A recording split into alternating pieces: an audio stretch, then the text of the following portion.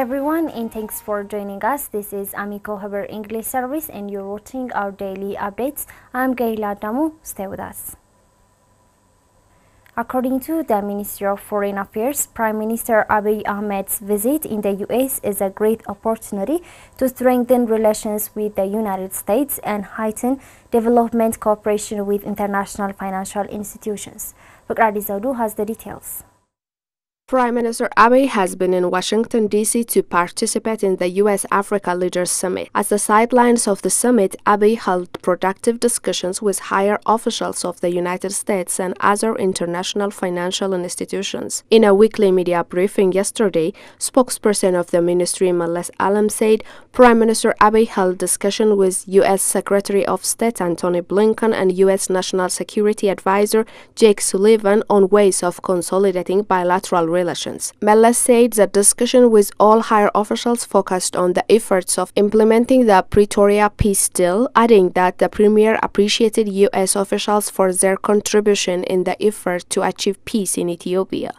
Moreover, he stated the discussion also focused on issues of political and economic reform initiatives of the government of Ethiopia. According to the spokesperson, noting Ethiopia and the U.S. have a long-standing relationship, they discussed ways of strengthening partnership based on a common interest. Malles said that during the discussion, Abiy stressed Ethiopia has been a key ally and partner of the U.S. which needs to further improve in this generation. The spokesperson indicated during the discussions Prime Minister Abiy also briefed about Ethiopia's commitment to peace and encouraging measures being taken to this end. The spokesperson said, adding that it was also pointed out in the discussion that Ethiopia needs to reinstate the African Growth and Opportunity Act (AGOA). Prime Minister Abiy Ahmed also discussed with Managing Director of IMF Kristalina Ivanova and President of the World Bank Group David Malpass. It is noted that the World Bank has approved $745 million in grants for the benefit of vulnerable Ethiopians for improved access to health service and flood management projects. On the other hand, Deputy Prime Minister and Minister of Foreign Affairs Damaga Makonnen held discussion on current issues with the ambassadors of member countries of the European Union based in Addis Ababa last week. In addition to implementing the peace deal, Damaga stated that the Ethiopian government has been carrying out repair works and rebuilding infrastructure facilities in conflict-affected areas. According to Malles, ambassadors expressed their commitment that the European Union and its member countries will continue to strengthen their development and technical assistance to Ethiopia. The American political economic analyst Freeman told Ethiopian news agency that the Western countries, mainly the United States, should end all sanctions immediately and restore status of Ethiopia to the African Growth and Opportunity Act (AGOA). Modomliye tells us more. The political economic analyst Lawrence Freeman said support from global partners should help Ethiopia to accelerate its rehabilitation endeavors in the war-affected areas. According to him, Ethiopia really needs assistance from its friends for the private sector to start the rebuilding and expansion process for more infrastructures. In order to achieve this effort, the American analyst called on Western countries, especially his country, the United States, to end all sanctions immediately for Ethiopia's reconstruction project. Most importantly, he stated Ethiopia's eligibility to the African Growth and Opportunity Act (AGOA) should be reinstated by the U.S. President Joe Biden, as the suspension is harming ordinary Ethiopians and putting companies out of business. The Western countries, especially my country, the United States, first of all, should end all sanctions immediately. If President Biden was intelligent, he would do that today at the beginning of the African-U.S. summit. We should immediately restore Ethiopia to the status of a member of AGOA. This was an absolutely horrendous act that was taken, and it should be reversed immediately. Recall that the government of Ethiopia has been urging the U.S. government to reconsider its decision to suspend Ethiopia from the AGOA in November 2021. The decision is now relevant as the country has continued to make measures aimed at restoring peace and stability. Freeman, who appreciated Ethiopian Prime Minister Abiy Ahmed and his leadership for coming a long way despite difficulties, urged the Biden administration to consolidate the century-old ties between Ethiopia and the U.S. I support his courage in going into what could be a dicey environment. Now, if the Biden administration wants to repair relations with Ethiopia, which they should, then they will end sanctions, which has been holding up development funds from the IMF World Bank crowd. Speaking about the African Union-led peace agreement reached between the federal government and the TPLF in Pretoria, South Africa, the analyst said African solution to an African challenge is heralded during this peace agreement to end the conflict in the northern part of Ethiopia. Now all friends of Ethiopia should move to the next phase, as this peace agreement, which is always fragile on paper, can be undermined. The American analyst pointed out that the United States in particular and other governments and financial institutions as well should extend support for the construction of northern Ethiopia as part of a nationwide program for economic growth. Freeman also urged the Ethiopian government to move rapidly for reconstruction effort in the northern part of the country, the area affected by the war. This will solidify the peace agreement by employing millions of young people. The reconstruction effort will build trust in the government of Prime Minister Abiy Ahmed, he said, adding that it is also a vital step to durable peace. The analyst underscored above everything, however, the only way to achieve a lasting peace is by unifying the people of Ethiopia through a shared common mission, one that is committed to improving the standard of living of all Ethiopians, regardless of ethnicity and geography. The analyst further suggested that the government of Ethiopia emulate the policies of President Franklin Roosevelt by initiating a full mobilization to not only reconstruct northern Ethiopia, but also expand the growth of the entire Ethiopian economy. If we take a situation, not identical by in any means, but when one of my heroes, Franklin Delano Roosevelt, came into office in March 1933, the United States was in a full-scale depression. The world was in a depression.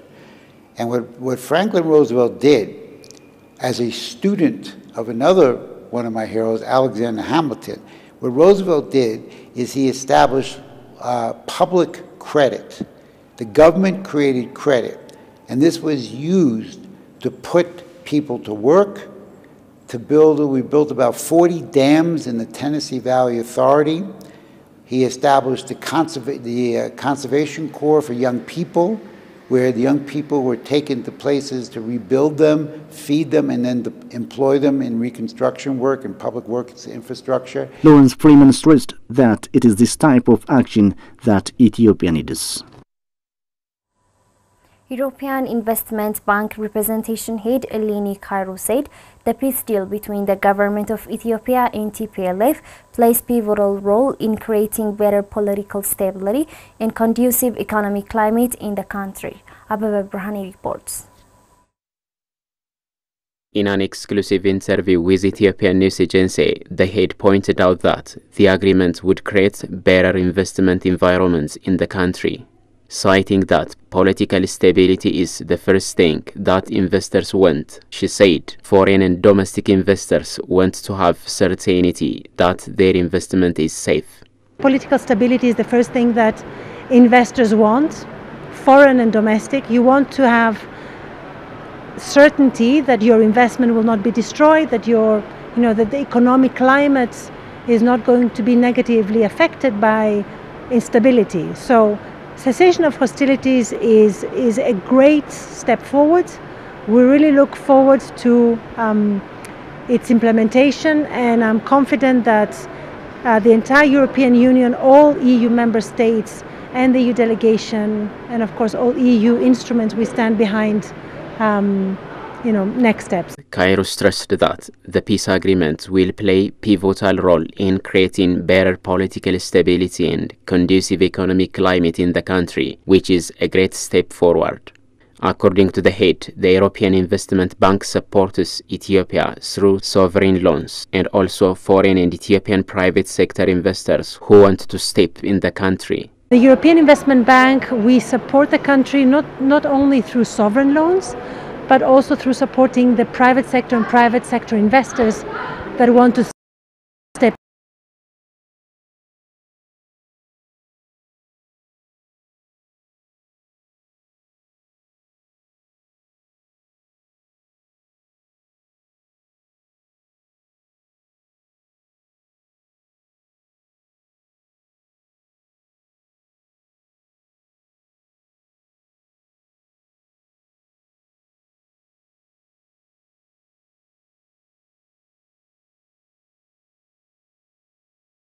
same pace.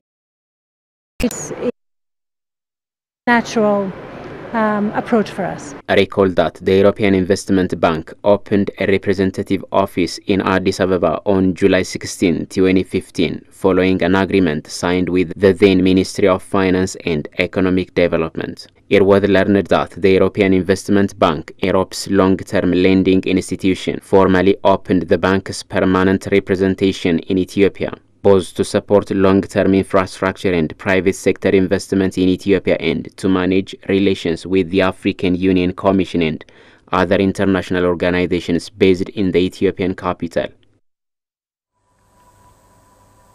Former South Africa Deputy President Phumzile Mlambo, who was also the member of the high-level panel to the AU-led peace process between the government of Ethiopia and TPLF in Pretoria, said that Africans have all the needed knowledge and expertise to solve their problems and can depend on each other.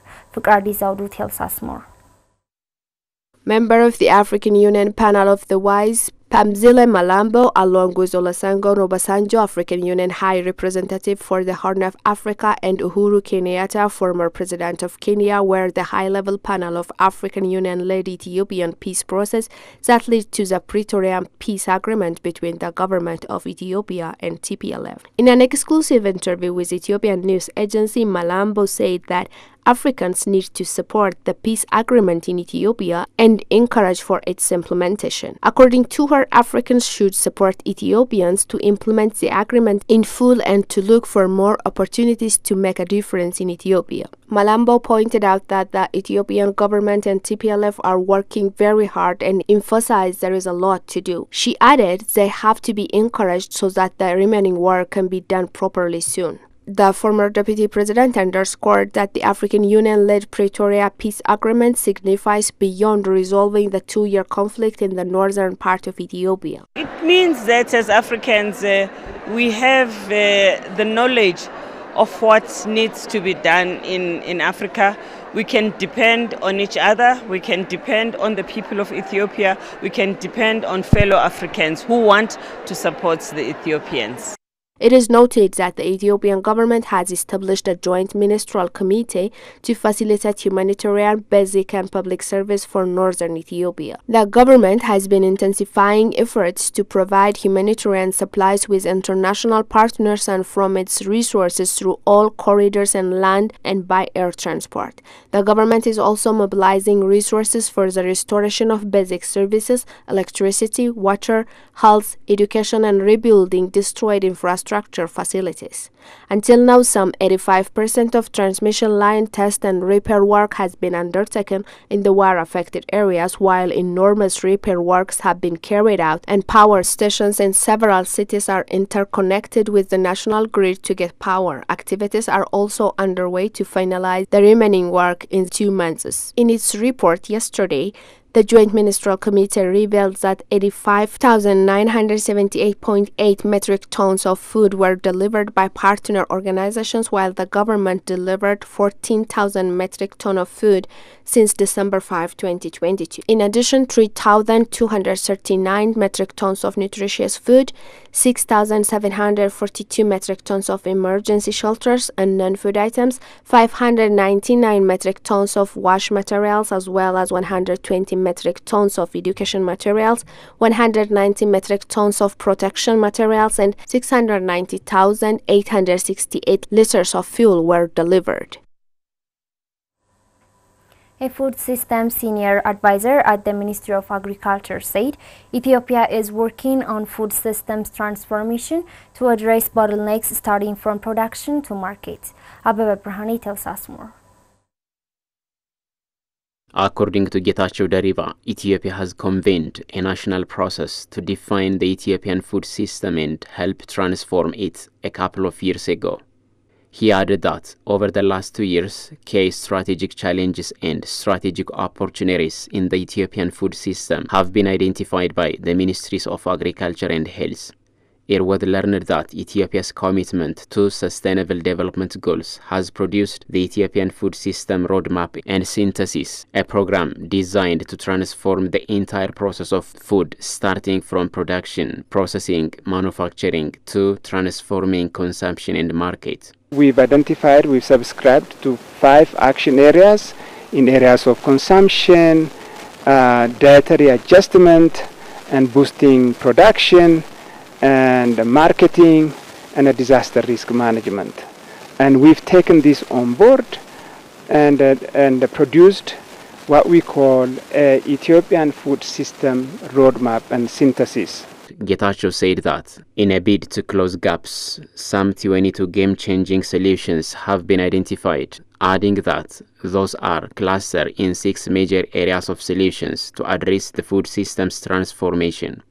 He elaborated that the clusters are issues pertaining to production, food access in terms of nutrition, integrating policy setting, technology usage, market and social agenda. To help track Ethiopia's progress in transforming its food system, the Food Systems Country Profile was launched yesterday by Alliance Biodiversity and the International Center for Tropical Agriculture. International Center for Tropical Agriculture, Agri-Nutrition and Food Systems Specialist Christine G. Krischeg said that Ethiopia came up with its food systems roadmap and synthesis to address sustainable food challenges, gaps and bottlenecks in the food system at the UN Food Systems Summit last year. She said that the project has been implemented in Ethiopia, Honduras and Bangladesh as a pilot case, adding that the interactive profile has a systematically developed tool that will be used by governments, policymakers, donors, food system stakeholders to clearly understand the food system situation in the country. According to Cheg, the profile will enable the country and donors to clearly understand the gaps, challenges, bottlenecks and make intervention points in the food system very clear. The interactive website is designed to help decision makers mentally picture key components of the food systems and to better understand the different dynamics and interactions that exist between them. Today we were launching the food system profile, which is a summary document, or rather actually a tool that helps to understand the food system situation for a country. So this has been a project that we've been implementing for the last 3 years, and the project has been implemented in Ethiopia, in Honduras and in Bangladesh, in those 3 countries, as a pilot case.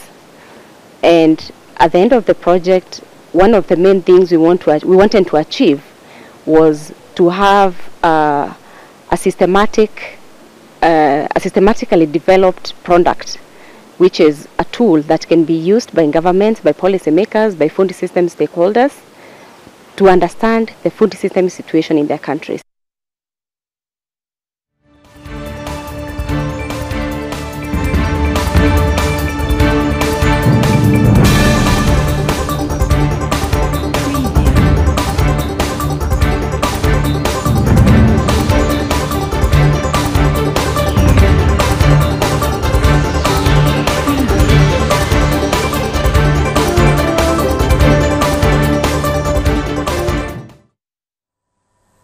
You're watching AMECO Haber English service, and now let's proceed to news beyond borders.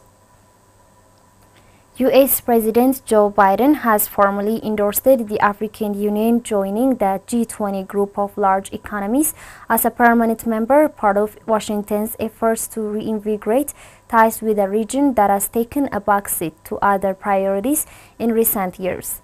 Speaking at the US-Africa Leaders Summit event on Thursday, Biden said the United States is looking to increase collaboration in all areas.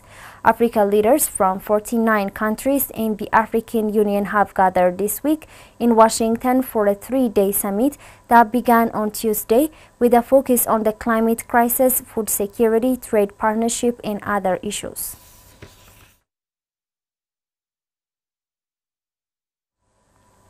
The last French troops deployed in the Central African Republic have left the war-torn nation following a chill in relations caused by closer ties between Bangui and Morocco. 47 troops from a logistical support unit left Bangui Airport aboard a C-130 transporter aircraft on Thursday, becoming the last of a 130% French contingent to leave the troubled country. France, the former colonial power, dispatched up to 1,600 troops to help stabilize the country after a coup in 2013 unleashed a civil war along sectarian lines.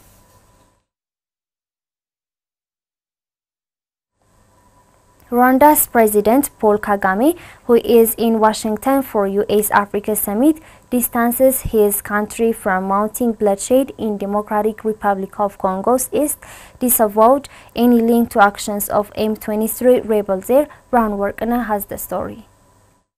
Rwandan President Paul Kagame has shrugged off a soaring death toll in the Democratic Republic of Congo's east, distancing his nation from mounting bloodshed on Rwanda's doorstep. Kagame told an audience offsite from the US-Africa Summit in Washington on Wednesday. A preliminary investigation by the UN mission in Democratic Republic Congo found that 131 men, women and children were shot dead or hacked to death late last month as part of reprisals against the civilian population by M23 rebels. The insurgency is widely believed to be armed and supported by Rwanda, but Kagame disavowed any link to the group's actions. Fighting in the eastern North Kivu region has aggravated already tense relations between Democratic Republic Congo and Rwanda. Kinshasa expelled the Rwandan ambassador on October 29. Democratic Republic Congo President Felix Tshisekedi said on Tuesday in a meeting with U.S. Secretary of State Antonio Blinken that his country was a victim of an aggression which is hidden, but it is from Rwanda and this has been destabilizing. The United Nations top representative for the conflict told the Security Council last week the M23 armed group is to blame for a security situation beginning October 20 that has deteriorated dramatically. An estimated additional 370,000 people have been uprooted and forced from their homes in the latest round of hostilities involving the M23, Benotto Keita said. This is AMECO Haber English service, and now let's take a look at the foreign exchange rate.